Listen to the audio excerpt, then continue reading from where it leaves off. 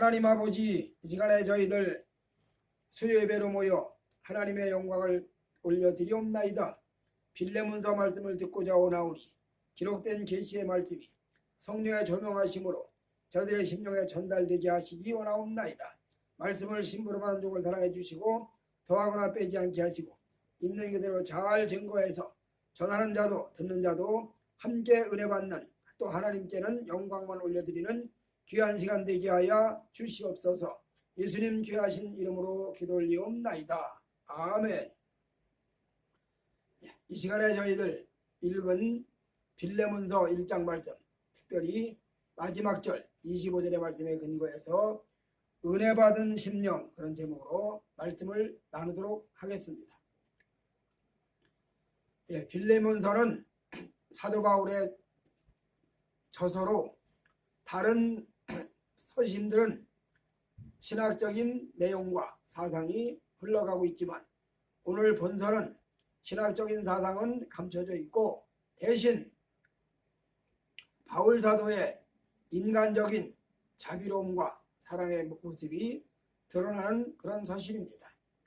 그래서 이 빌레몬서를 근거해서 하나님의 은혜 받은 심령들은 어떤 현상이 나타나고 하나님의 은혜 받은 심령들 속에는 어떤 열매가 맺혀져 가는가 생각해 보도록 하는 시간 갖도록 하겠습니다. 자, 여러분이 잘 아시는 대로 믿음의 길은 첫째로 대신관계의 첫 번째 기초가 세워져야 합니다. 사람과 하나님의 관계. 오늘 천하만 인간들은 하나님과의 관계가 단절되어 있습니다. 하나님과의 관계가 끊어져서 하나님과 상관이 없는 그런 인생들로 살아갑니다. 이런 사람들을 우리는 내추럴맨, 자연의 사람이라 그렇게 말을 하죠. 자연적인 사람이다. 즉 하나님이 없이 인간 만세를 일치고 인간의 이성 만세를 일치고 살아가는 그런 사람들을 말하고 있습니다. 이런 인간들 속에 하나님이 찾아오셔서 만세전에 선택된 백성들, 구속받은 백성들, 구속받기로 작정된 백성들, 그 백성들을 위해서 예수께서 십자가에 달려 돌아가심으로 말미암아 대속의 역사가 효력을 발생함으로 말미암아 그때부터 하나님 앞에 부름받고 은혜받고 하나님과의 관계가 성립되어서 주의 자녀로 주의 백성으로 살아가는 사람들이라 그런 얘기입니다.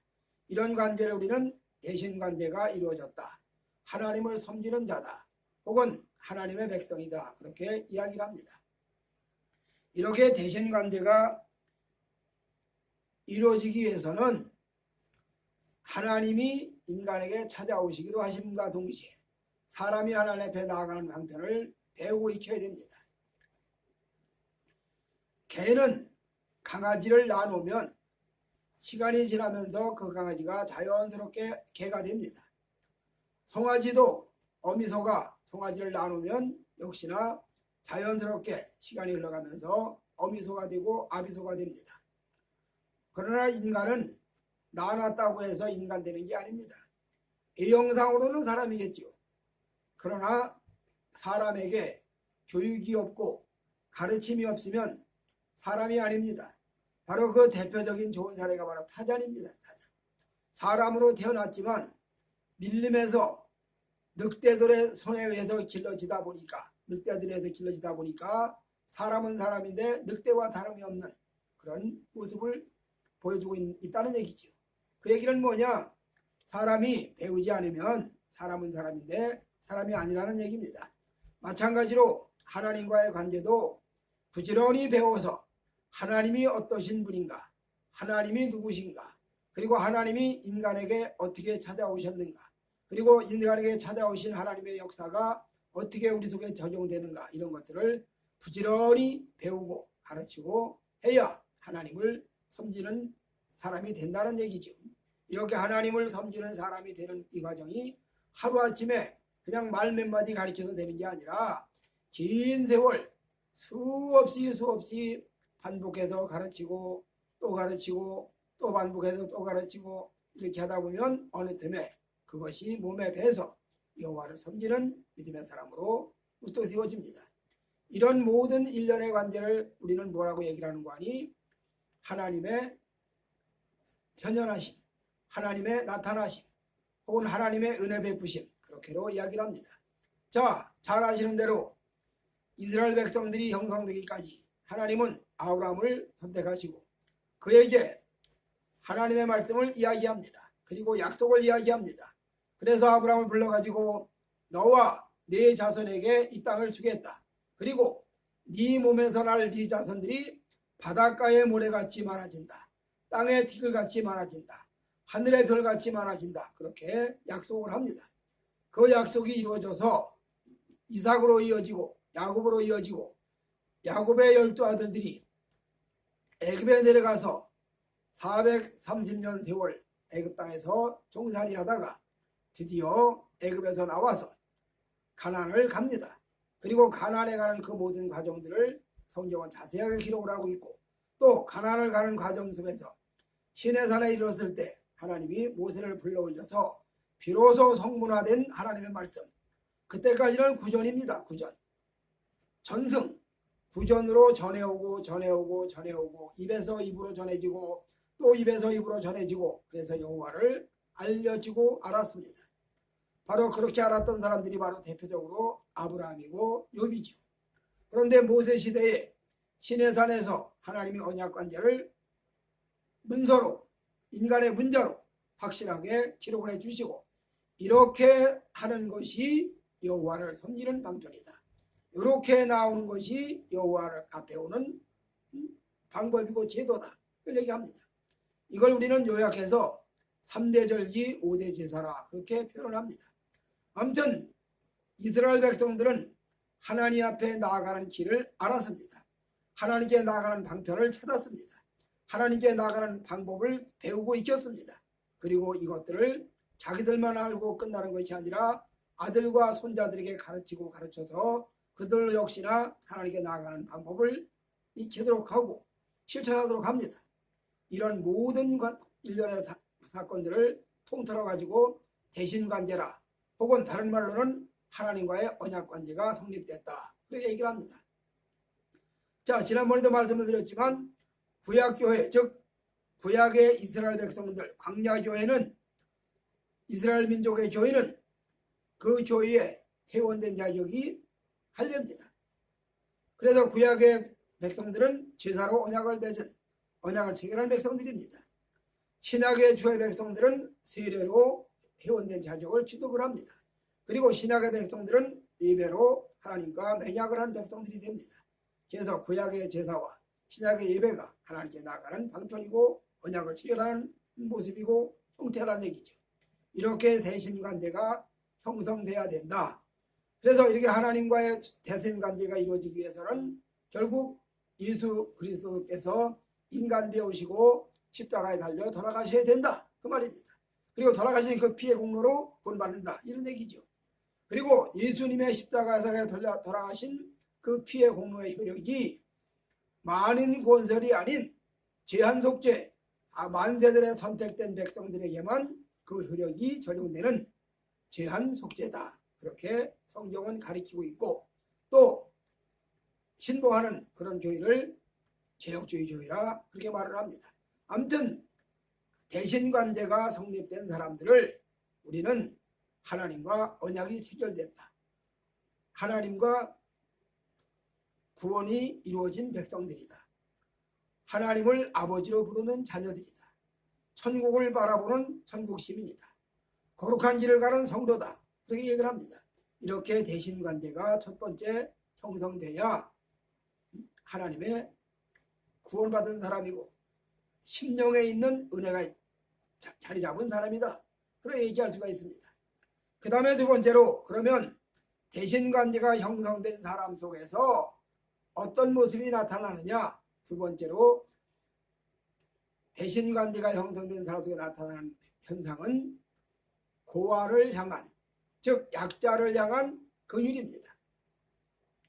신명기 말씀에, 민수기 말씀에, 레위기 말씀에, 출애굽기 말씀에 수도 없이 강조한 말씀이 뭐냐.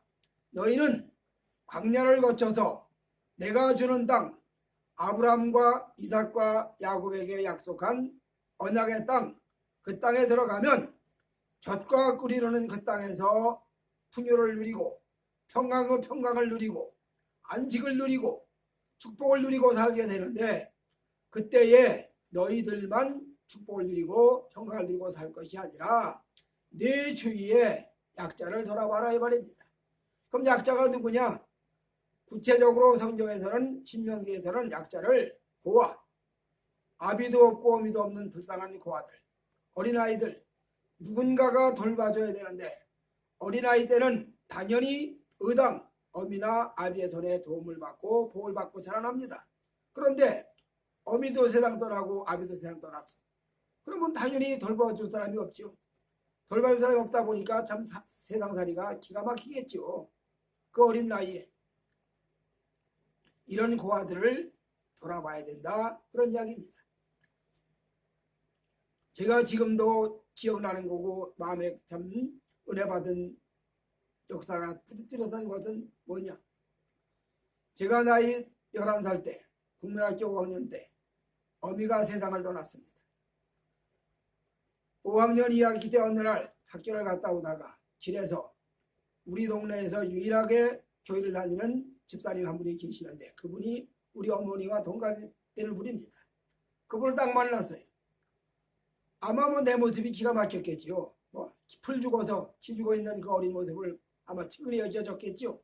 그분이 나를 길에서 만났는데 나를 물끄러미 보시더니 혼자말로 저 어린 것이 의미가 없으니 어찌하나, 그렇게 혼자말로 하더니 내게 오셔가지고 머리를 쓰다듬어 주면서 나보고 예수 믿어야 돼, 예수 믿어야 돼, 예수. 유일하게 우리 동네에서 혼자서 10리길을 넘는 내촌 감리교회라는 교회를 다니면서 믿은 생활하는 분입니다. 동네에서 그분 보고 예수쟁이 할머니나 예수쟁이 아줌마라 그렇게 불러요. 그분이 나에게 예수 믿어야 돼, 예수 믿어야 돼. 속으로 예수 믿어야 돼가 뭐지? 예수 믿어야 돼가 뭐지? 그냥 그러고 넘어갔습니다. 그러고 까맣게 잊어버렸습니다. 세월이 한참 지나서 제가 20살 때 교회를 갔는데, 그분이 나를 그렇게 기뻐하시면서 내가 저 청년을 어릴 때부터 안타깝게 여겨서, 어미 없는 것이 안타깝게 여겨서 그렇게 기도했더니 그 기도가 응답이 되어서 저 청년이 교회에 나왔다고 그렇게 너무너무 기뻐하시는 겁니다. 그제서야 내 뒤에 나는 까맣게 모르고 있었는데 나를 위해서 기도하는 분이 계셨고, 그 기도로 인해서 내가 교회를 나오게 된 거구나. 그때서야 알았습니다. 무슨 얘기냐? 고아 같은 고아지요. 고아 같은 고아인 나를 불쌍히 여기시는 그 뜨거운 마음이 하나님 앞에 나가서 예배할 때마다, 기도할 때마다 나를 위해서 기도하셨다는 것, 눈물나게 고마운 일이죠. 자, 이렇게 하나님은 이스라엘 백성들 향해서 너희들이 가나안 땅에 들어가면 고아를 돌아봐야 된다. 또 과부의 정정을 살펴줘야 된다. 참 의지가지 없는, 힘없는 과부의 정정을 돌아봐주고 측은히 여겨주고 가엾이 여겨주고 돌아봐줘라, 그런 얘기입니다. 또 나그네를 돌아봐라. 너희도 애굽 땅에서 나그네가 되었지 않냐? 너희들도 애굽 땅에서 나그네 정정을 너희들이 너무너무 익히 잘 알지 않느냐? 그러니 나그네를 돌아봐라. 그 다음에 하나님의 성전을 위해서, 주의 전을 위해서 수고하고 애쓰는 네 인을, 네 주위에 네 인을 돌아봐라. 이렇게 약자, 고아, 과부, 나그네, 레위인을 돌아봐라. 이것이 너희가 주의 백성으로서, 여호와의 거룩한 성민으로서 당연히 해야 할 일이라는 겁니다. 여호와의 백성으로서 당연히 해야 할 의무라는 겁니다. 여호와의 백성으로서 당연히 해야 할 책임이라는 겁니다. 이렇게 하나님의 은혜가, 말씀이, 율법이, 복음이, 생명의 말씀이 너희들 영혼 속에 들어온 사람은 약자를 돌아보는, 약자를 살펴주는 그런 긍휼의 마음이, 자비의 마음이 있어야 된다. 또 실제로 은혜 제대로 받은 주의 백성들 중에 이렇게 긍휼히 여기는, 측은히 여기는 마음 가진 사람이 많이 있죠. 그 실천하죠. 그래서 고아원을 세워서 운영하는 사람도 있고, 모자원을 세워서 돌아보는 사람도 있고, 없는 사회사업이 목적은 아니지만 은혜 받은 사람이 모습으로 그렇게 사회를 향해서, 약자를 향해서 돌아보는 그런 사람들이 있다, 그런 얘기입니다. 이렇게 약자를 돌아보는 일, 해도 그만, 하지 말아도 그만이 아니라 반드시 해야 할 일이다. 너희 심령에 대신관계가 형성되어서 너희 마음속에 말씀이 자리 잡고 너희 심령에 하나님의 언약이 자리 잡고 너희 심령에 여호와 하나님의 축복의 말씀이 자리 잡은 사람이라면 반드시 약자를 돌아보는 현상이 있어야 된다. 약자를 돌아보는 모습이 나타나야 된다, 이런 얘기입니다. 그래서 그 약자가 구체적으로 고아와 과부와 나그네와 레인이다, 이런 얘기죠. 이렇게 이들을 살펴주고 돌아봐주면 그 돌아봐주는 그 모든 애씀과 수고가 그걸로 끝나는 게 아니라 그 모든 너희들의 선행이 하나님의 축복을 받은 방편이 되기도 하고 하나님의 축복이 오는 도구가 되기도 하고 하나님의 축복을 흐르는 통로가 되기도 한다. 그리고 그걸로 끝나는 게 아니라 영원한 주님의 나라로 이어져가는 매개체가 된다, 그런 얘기입니다. 그래서 이거를 야고보 성경에는 믿음이 있노라고 하면서 행함이 없는 자는 결국 믿음이 없는 것이다. 그러니 믿음이 있는 자는 반드시 행위가 나타난다, 그런 얘기가 되는 거죠. 이렇게 하나님의 언약의 말씀이 대신관계가 영혼 속에 마음속에 자리 잡은 사람은 반드시 약자를 돌아보는 현상이 나타난다, 그런 이야기입니다. 그 다음에 세 번째로 노예를 대하는 태도입니다. 오늘 본문이 바로 그 얘기를 하는 겁니다. 지금. 자, 그러면 이 시대나 모든 인류 역사상에 나타나는 현상들을 다 살펴보면 노예, 그러면 이 사람들은 거칠고 사나운 사람들로 별로 유익이 없는 사람들입니다. 얼마나 강파하고 사나운지 말로 다 할 수 없어. 그러니 그들을 징치하려다 보니까, 통제하려다 보니까 채찍이 필요하고 매가 필요한 거죠. 뭐 성경 얘기는 아니지만, 성경과 관계없는 이야기지만 우리나라의 임꺽정전을 볼 때, 임꺽정 이야기를 들을 때 그가 태어나기를 장군으로 태어났어. 힘센 자로 태어났어. 장군이야, 장군. 그러니 태어나기는 장군감으로 태어났는데 사회적인 위치에서는 노예니 그로 인해서 받는 수모를 견디지 못해서, 그로 인해서 당하는 어떤 불이익을 견디지 못해서 결국 같은 그런 부류의 사람들을 모아가지고 구월산에다가 본거지를 삼고 국가로 향해서 올라가는 복물짐, 지금 세금이지요.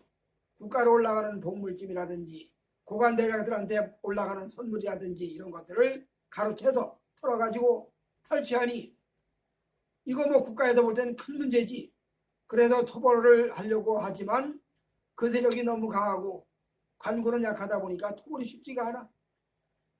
꽤 많은 세월을 서해, 서도, 황해도를 중심으로 경기도까지, 심지어 강원도까지 온 황해도, 경기도, 강원도 지역을 소란스럽게 하는, 마지막에는 토벌되고야 말았지만 토벌되기까지는 임꺽정이 하는 일들이 온 나라에 소문이 나서 뭐 그를 향해서 뭐 의적이니 뭐 그를 향해서 무슨 뭐 뭐니 이렇게 얘기를 하지만, 그러나 찾아 들어가고 올라가고 보면 노예 신분이라 완강하고 강하고 사납고 무지막지하고 도무지 도움이 되지 않는, 그래서 전갈과 채찍으로 징치하지 않으면 해결이 되지 않는 그런 노예들. 열왕기 선지에 보면은 솔로몬이 세상을 떠나고 르호보암 왕이 올랐습니다. 이때에 백성들이 요구합니다. 새로 들어선 왕에게, 왕이 우리에게 어떻게 하시렵니까? 이때 르호보암에게 묻습니다. 르호보암이 물어요. 노인들에게 묻습니다. 자, 백성들이 나한테 이렇게 욕을 하는데 내가 뭐라고 답변해야 됩니까? 그러니까 노인들이 이렇게 답하라고 일러줍니다. 내가 나의 아버지가 한 정치보다 좀 부드러운 정치를 해서 멍해를 가볍게 해주고 그렇게 해주겠다, 그렇게 하라고 얘기합니다. 그렇게 물어보고도 성이 안 찼는 이번에는 자기와 같이 자라는 소년들에게 묻습니다. 내가 백성들이 이렇게 요구하는데 뭐라고 답변하랴? 그러자 소년들 말하기를 내 손의 손가락이 내 부친의 허리보다 굵은즉 내 아버지는 채찍으로 너희를 징치했으면 나는 너희들을 전갈로 징치하겠다, 그렇게 답변해라. 그렇게 답변했더니 그로 인해서 백성들이 들고 일어나서 요새 말로 말하면 반역을 일으켜서 결국 남조와 북조가 나눠지는 사건이 일어나고야 맙니다. 그래서 북조 왕은 여로보암을 정점으로 해서 나라가 형성되고 남조는 유다 지파, 베냐민 지파 두 지파만 가지고 남조가 유지가 됩니다. 무슨 얘기냐? 거기서 나온 유명한 말, 전갈과 채찍으로 너희를 징치한다. 즉 완강하고 사납고 무지막지한 백성들에게는 전갈이 온다, 채찍이 온다, 그런 얘기입니다. 잠언에도 이런 말씀도 하죠. 무지한 자의 등에는 채찍이 있고 완강한 자의 등에는 매가 따라온다. 즉 노예, 그러면 지금 이 시대야 노예가 어디 있습니까? 이 시대야 다 똑같은 주권 가진 백성들이고 너나 내나 다 소중한 자유의지가 있고 너나 할 거 없이 다 인권이 있고 주권이 있어. 어느 누구도 그 인권을 짓밟아도 안 되고 그 인권을 가르쳐도 안 되고 그 인권을 남용해도 안 돼. 다 고유의 인격을 가지고 의지를 가지고 살아야 돼. 그러나 우리보다 조금 더 앞섰던 시절에는 노예가 있었습니다. 그리고 이 노예들을 가혹하리만큼 노예들은 참으로 한숨과 눈물로 세월을 살아갑니다. 그러니 그들의 입에서 나오는 한숨과 탄식이 하늘에 닿는다는 얘기죠. 출애굽기 1장에는 바로 이스라엘 백성들이 애굽 땅 바로 왕의 압제를 받는 이스라엘 백성들이 고역으로 인하여 부르짖었더라. 그들의 탄식하며 여호와께 부르짖었더라. 그래서 이스라엘 백성들이 여호와를 향해서 부르짖는 그 탄식과 고역이 하늘에 닿아서 여호와 하나님께서 그 탄식과 고역의 부르짖는 소리를 들으시고 아브라함과 이삭과 야곱에게 약속했던 그 약속을 건념하셨더라. 그래서 그들에게 모세를 보내서 그들을 건져내는 위대한 역사를 했다. 즉 출애굽의 대역사를 이뤄냈다, 그런 얘기죠. 오늘 이 시대는 그렇게 억압받는 노예는 없다 할지라도 이 시대는 대신 돈의 주권이 강하겠죠. 그래서 강한 자, 돈이 많은 자는 주권이 강하고 반대로 돈이 좀 적은 자는 주권이 약하겠죠. 이런 모습은 보여지죠, 사실. 그러나 성경에 나오는 노예들은 특별히 본문에 나오는 노예 오네시모, 빌레몬의 집에 노예로 살다가 노예살이가 너무 힘들어서 탈출을 해서 도망을 쳐가지고 이 사람이 바울에게 복음을 받고 은혜를 받습니다. 그리고 빌레몬도 역시 바울이 아는 사이입니다. 빌레몬에게 편지를 써보낸 것이 오늘 우리가 읽은 본문입니다. 자, 오네시모를 너그러운 마음으로 받아주어라. 이 오네시모를 네가 너그러운 마음으로 받아주고 이에게 행해라. 그리고 그로 인해서 너희가 네게 물질의 손상을 본 게 있으면 내가 대신 갚아주마. 참 한없는 자비의 마음이지요. 한없는 긍휼의 마음이지요.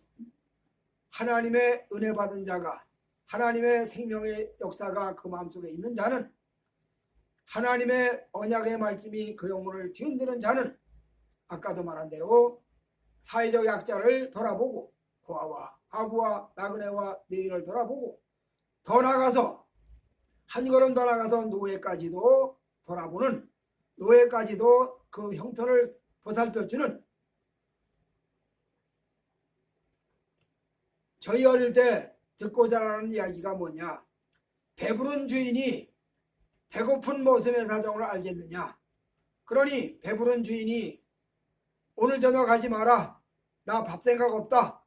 그러면 주인은 뭘 먹어서 배가 부른지 모르지만 머슴들은 밥을 먹어야 되는데 주인이 저녁 가지 마라. 나 밥 생각 없다. 그럼 배고픈 머슴들은 저녁 굶고 자야 되죠. 그럼 굶고 자는 그 머슴들이 그 정경이 그 모습이 얼마나 한심스럽겠습니까? 그리고 거기서 나오는 입에서 나오는 탄식이 절망이 얼마나 심하겠습니까? 바로 이런 노예들만이 아는 이런 삶의 애환, 노예들만이 가진 이런 삶의 어려움, 이런 것들을 사도 바울이 너무너무 잘 헤아려주고 잘 파악을 하고 그러고 빌레몬에게 선처를 부탁하는 겁니다. 그래서 오네시모를 내가 네게 돌려보내니 네가 이 사람을 받아가지고 죄를 묻지 말고 잘 보살펴서 다시 총으로 받아주고 살도록 해라. 이 말은 우리가 예수 그리스도를 통해서 구원받은 사랑의 내용과 거의 흡사방불합니다. 인간 모두가 다 하나님 앞에는 다 죄인이고 인간 모두가 다 하나님 앞에는 노예와 다름이 없고 사탄의 노예였죠. 악마의 하수인이고 악마의 노예였죠. 종이었죠. 그러던 사람을 하나님의 은혜로 구속받아서 대속받아서 자유인이 되어서 하나님을 양심껏 믿음으로 섬긴다는 말입니다.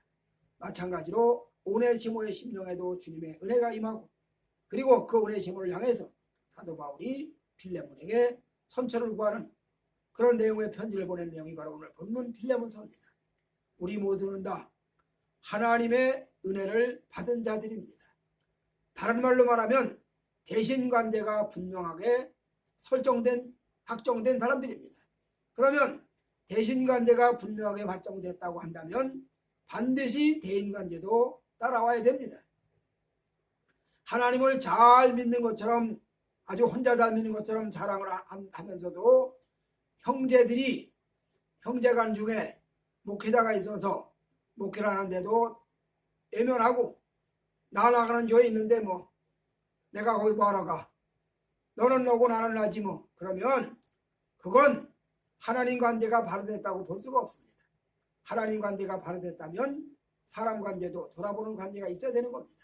이렇게 하나님 앞에 먼저 대신관계도 우리가 먼저 대신관계를 이루어지는 것이 아니고 하나님 편에서 은혜를 베풀어 주셔서 하나님 편에서 자비를 베풀어 주셔서 하나님 편에서 긍휼을 베풀어 주셔서 예수님이 십자가에 달려 돌아가심으로 그 희생의 보혈의 능력으로 우리가 속죄를 받고 은혜를 받고 구원을 받고 하나님과의 관계가 형성되어서 즉 제사로 매약한 주의 백성이 되어서 또 신약으로 말하면 예배로 매약한 주의 백성이 되어서 하나님을 섬기는 자가 되었다 그런 얘기입니다.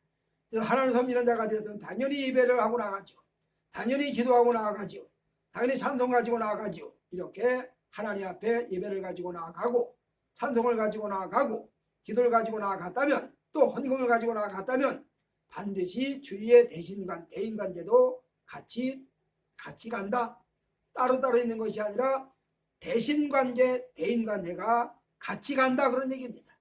그리고 한 걸음 더 나가서 노예까지도 돌아보는 죄악에 묶여있고 사슬에 묶여있고 눈에 보이지 않는 결박에 묶여있는 그런 노예들까지도 돌아보아서 그 노예들의 모든 결박을 끊고 사슬을 끊고 결박을 끊고 사슬을 끊고 자유케 해서 결국 하늘나라 영원한 주님의 나라 새하늘과 새 땅이 이루어지는 평강의 나라 의의 나라 이사야가 연했던 그 평화로운 나라 그 나라가 상속으로 기업으로 상급으로 받아들이게 된다는 얘기죠.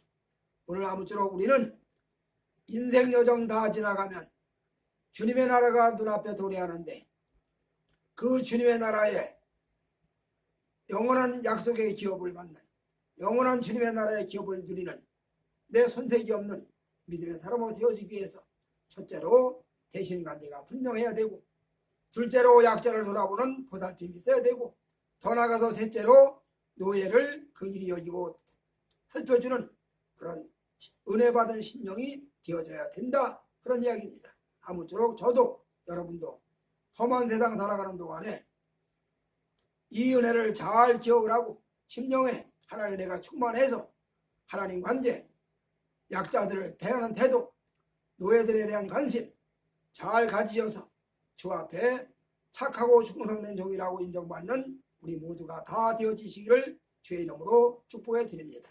아멘. 하나님 아버지 감사옵나이다. 오늘 빌레몬서를 통해서 은혜 받은 심령에 대해서 우리가 참고했사오니 주여 저희들 심령의 은혜를 잘 유지하고 이 은혜를 가지고 주 앞에 나가는 우리 모두가 되어지게 하여 주시옵소서. 그래서 심령에 있는 은혜가 좋은 열매로 성령의 화가 열매로 나타날 수 있도록 축복하여 주시옵소서. 예수님 귀하신 이름으로 기도 올리옵나이다. 아멘.